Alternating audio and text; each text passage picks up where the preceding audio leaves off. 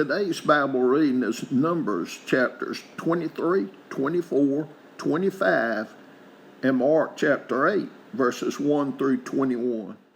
Numbers chapter 23.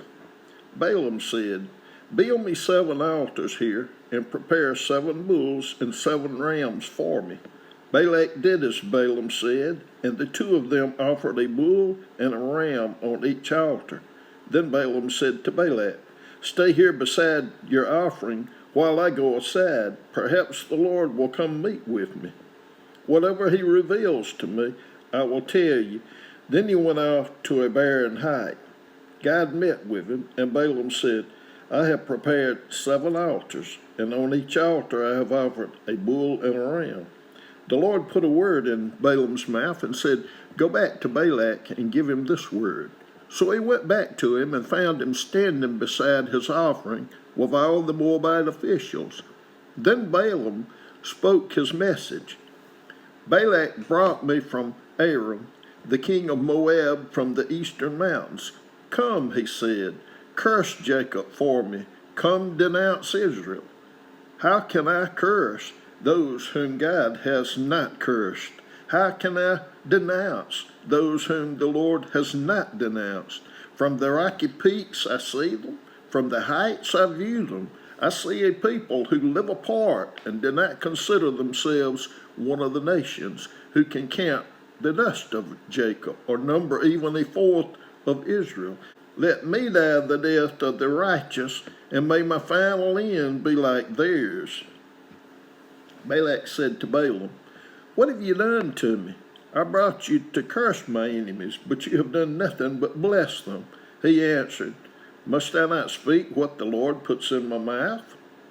Then Balak said to him, "Come with me to another place where you can see them. You will not see them all, but only the outskirts of their camp, and from there curse them for me." So he took him to the field of Zapham on the top of Pisgah, and there he built 7 altars and offered a bull and a ram on each altar.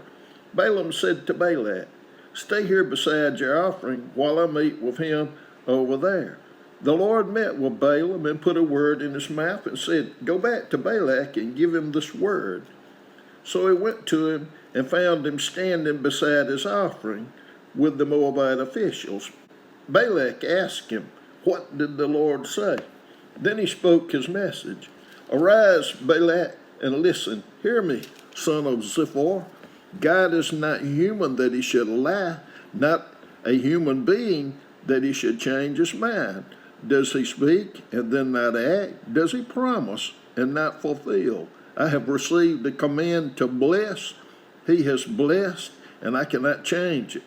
No misfortune is seen in Jacob, no misery observed in Israel. The Lord their God is with them. The shout of the king is among them. God brought them out of Egypt. They have the strength of a wild ox. There is no divination against Jacob, no evil omens against Israel. It will now be said of Jacob and of Israel, 'See what God has done.' The people rise like a lioness. They rouse themselves like a lion that does not rest till it devours its prey and drinks the blood of its victims." Then Balak said to Balaam, "Neither curse them at all, nor bless them at all." Balaam answered, "Did I not tell you I must do whatever the Lord says?" Then Balak said to Balaam, "Come, let me take you to another place. Perhaps it will please God to let you curse them for me from there." And Balak took Balaam to the top of Peor, overlooking the wasteland. Balaam said, "Build me 7 altars here, and prepare 7 bulls and 7 rams for me." Balak did as Balaam had said, and offered a bull and a ram on each altar. Numbers chapter 24. Now when Balaam saw that it pleased the Lord to bless Israel, he did not resort to divination as at other times, but turned his face toward the wilderness. When Balaam looked out and saw Israel encamped tribe by tribe, the Spirit of God came on him, and he spoke his message. The prophecy of Balaam, son of Beor. The prophecy of one whose eye sees clearly. The prophecy of one who hears the words of God, who sees a vision from the Almighty, who falls prostrate, and whose eyes are opened. How beautiful are your tents, Jacob, your dwelling places, Israel. Like valleys they spread out, like gardens beside a river, like aloes planted by the Lord, like cedars beside the waters. Water will flow from their buckets, their seed will have abundant water. Their king will be greater than Agag, their kingdom will be exalted. God brought them out of Egypt. They have the strength of a wild ox. They devour hostile nations and break their bones in pieces. With their hairs they pierce them. Like a lion they crouch and lie down, like a lioness who dares to rouse them. May those who bless you be blessed, and those who curse you be cursed. Then Balak's anger burned against Balaam. He struck his hands together and said to him, I summoned you to curse my enemies, but you have blessed them these 3 times. Now leave at once and go home. I said I would reward you handsomely, but the Lord has kept you from being rewarded. Balaam answered Balak, did I not tell the messengers you sent me? Even if Balak gave me all the silver and gold in his palace, I could not do anything of my own accord, good or bad, to go beyond the command of the Lord. And I must say only what the Lord says. Now I'm going back to my people, but come, let me warn you of what this people will do to your people in days to come. Then he spoke his message. The prophecy of Balaam, son of Beor, the prophecy of one whose eye sees clearly, the prophecy of one who hears the words of God, who has knowledge from the Most High, who sees a vision from the Almighty, who falls prostrate and whose eyes are opened. I see him, but not now. I behold him, but not near. A star will come out of Jacob, a scepter will rise out of Israel. He will crush the forehead of Moab, the skulls of all the people of Sheth. Edom will be conquered, Seir, his enemy, will be conquered, but Israel will grow strong. A ruler will come out of Jacob and destroy the survivors of the city.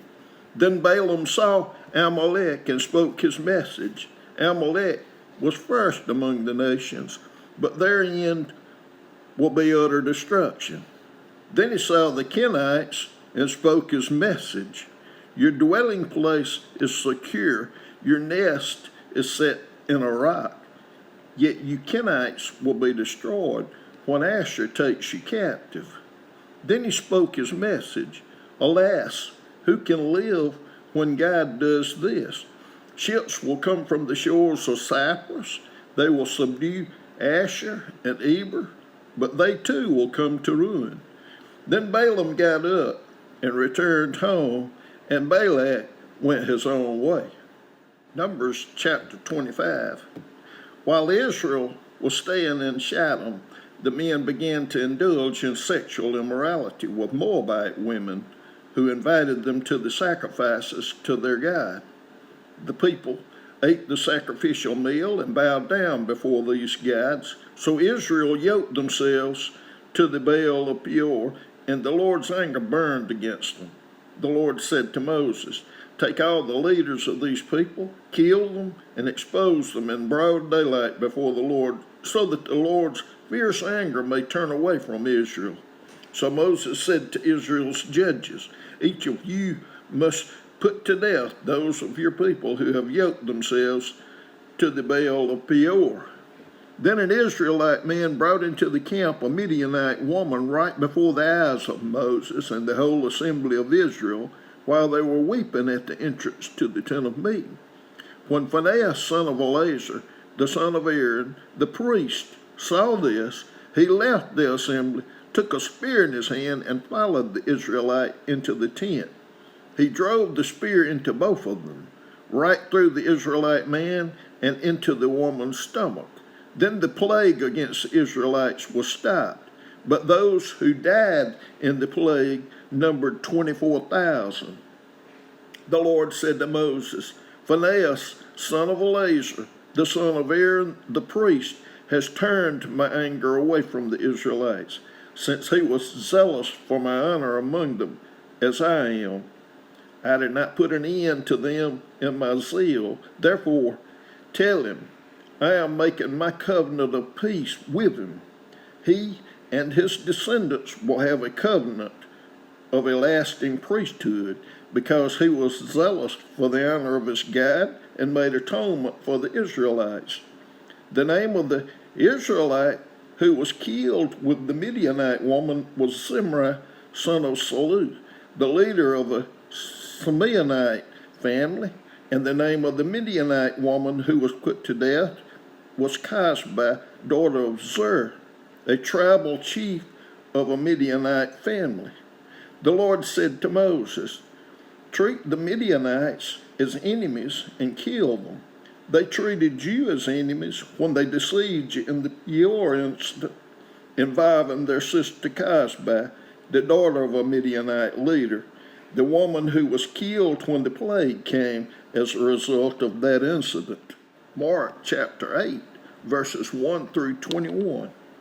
During those days, another large crowd gathered, since they had nothing to eat. Jesus called his disciples to him and said, I have compassion for these people. They have already been with me 3 days and have nothing to eat.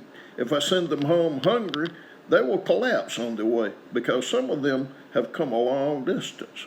His disciples answered, but where in this remote place can anyone get enough bread to feed them? How many loaves do you have? Jesus asked. 7, they replied. He told the crowd to sit down on the ground. When he had taken the 7 loaves and given thanks, he broke them and gave them to his disciples to distribute to the people. And they did so. They had a few small fish as well. He gave thanks for them also and told the disciples to distribute them. The people ate and were satisfied. Afterward, the disciples picked up 7 basketfuls of broken pieces that were left over. About 4,000 were present. After he had sent them away, he got into the boat with his disciples and went to the region of Dalmanutha. The Pharisees came and began questioning Jesus to test him. They asked him for a sign from heaven. He sighed deeply and said, when does this generation ask for a sign? Truly I tell you, no sign will be given to it. Then he left them, got back into the boat, and crossed to the other side. The disciples had forgotten to bring bread except for 1 loaf they had with them in the boat. Be careful, Jesus warned them. Watch out for the yeast of the Pharisees and that of Herod. They discussed this with one another and said, it is because we have no bread. Aware of their discussion, Jesus asked them, why are you talking about having no bread? Do you still not see or understand? Are your hearts hardened? Do you have eyes but fail to see and ears but fail to hear? And don't you remember when I broke the 5 loaves for the 5,000? How many basketfuls of pieces did you pick up? 12, they replied. And when I broke the 7 loaves for the 4,000, how many basketfuls of pieces did you pick up? They answered, 7. He said to them, do you still not understand?